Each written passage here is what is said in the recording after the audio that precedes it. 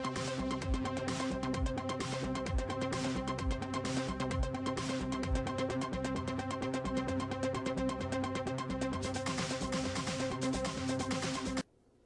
morning, Bulldogs. I'm Faith. And I'm Moran. And today is Tuesday, the 10th of November. Welcome to the Mac Morning Show. Here is your morning weather report.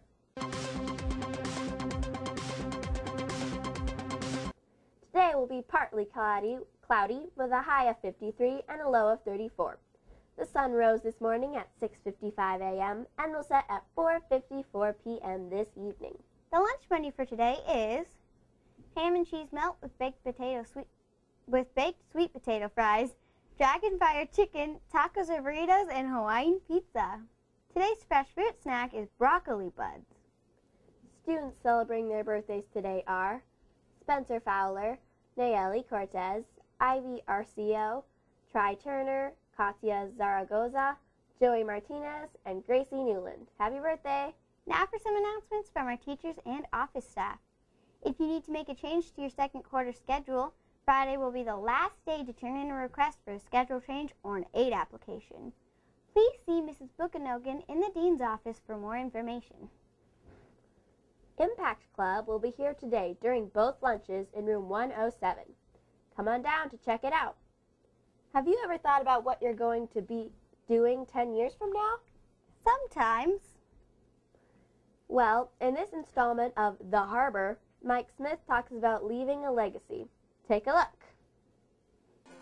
I'm Mike Smith, and you're watching The Harbor.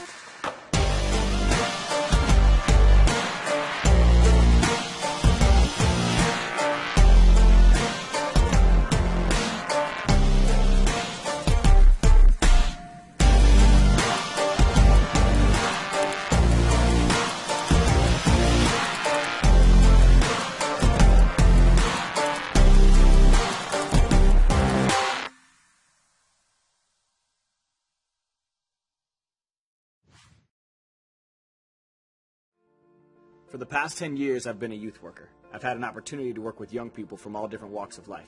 I've been a social worker, I've been a motivational speaker, I've been an author, I have an opportunity to host this show, The Harbor. And the reason I do that is I want young people to understand how important it is to live a purpose and passion-filled life.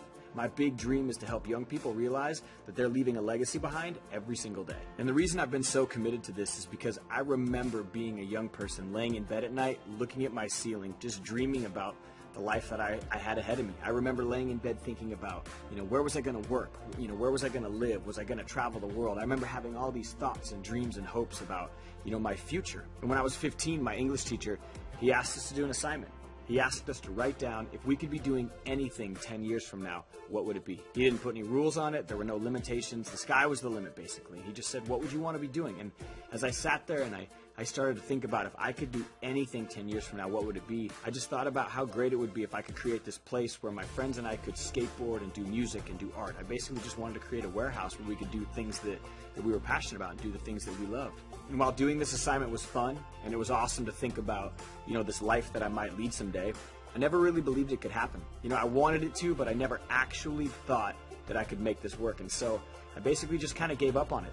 It was like I took that dream and I sort of just put it in a jar and just kind of put it on the shelf and hoped that someday I might get back to it. But I never really believed that I could. I never believed in myself enough to think that I could actually make this happen. So I kind of just went through high school, graduated high school, went to college, and there was always this nagging sense in the back of my mind that I wanted to do this thing. I wanted to create this place where kids could skate and we could do music and we could do art, but I just never knew how, and I never knew how to really kind of take that dream off the shelf and open it up and make this happen. I just never knew how to get there. And then one day I got a phone call. Basically, our local indoor skate park in town was shutting down. They couldn't figure out how to make it work, and they called me. They asked me if I wanted all these ramps, and they asked me if I wanted to try to create my own space where kids could skate. And, all the parents in town were freaking out because their kids didn't have a place to skateboard anymore, and I took the opportunity. I started a nonprofit skate park, and we built this tiny little skate park, and it opened, and we were excited. It was like I, for the first time in my life, took this dream off the shelf, opened it a little bit, and now I was so excited to see where it was going to go. I just made the commitment that I wasn't going to do anything else. And one of the coolest things happened this past year is my high school English teacher, he walked into my skate park, and he looked around, and he basically just congratulated me on fulfilling that dream that I had written about 15 years ago. And it was one of the most gratifying experiences to see that something I dreamed about as a young person actually happening today. And because I was willing to take that dream off the shelf and open it up just a little bit, I've been able to create opportunities to speak to young people, create opportunities to better my community, create opportunities to have an impact on people's lives. And it's helped me realize that I'm leaving a legacy. And one of the biggest things I think about leaving a legacy is asking myself, what legacy do I want to leave? What do I want to be about? If you take your dream and you begin to achieve it, you start to create a bigger story, because that's what we all want. We all want to live a life filled with passion. We all want to live a life filled with purpose. We all want a life where we're leaving some sort of a legacy behind. All of us have this dream that we want to chase. So what is it? What's that dream that you have for yourself? What's that thing that makes your heart pound inside of your chest? What's the legacy that you want to leave behind? We want this show to challenge you. We want to push you. We want you to think about the impact that you're having on your campus. We've created this show to let you know it's okay to dream, and it's okay to think about the legacy that you're leaving behind. We're going to cover topics like fear, pressure, time management, diversity. We're going to bring in people from all different walks of life to help you take your dream off the shelf, open it, and think about the legacy that you're leaving behind today.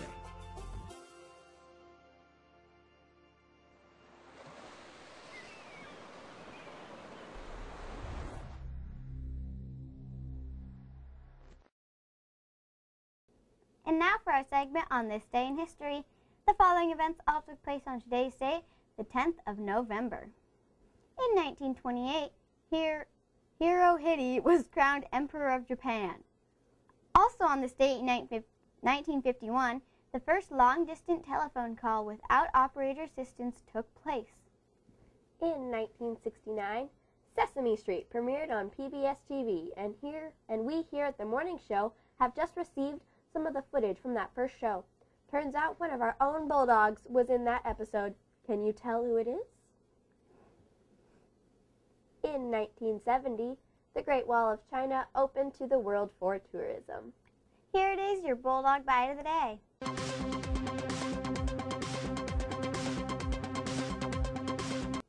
On our last show we asked, what is the name of the figure formed by the 7 brightest stars in the constellation Ursa Minor, one of which is Polaris, the North Star? The answer is the Little Dipper. Today's question is, mosquitoes prefer to bite which of the following? Men, women, or both equally? The answer on our next show. Well, that's our show. Tune in Thursday and every day for the Mac Morning Show. Have a great day.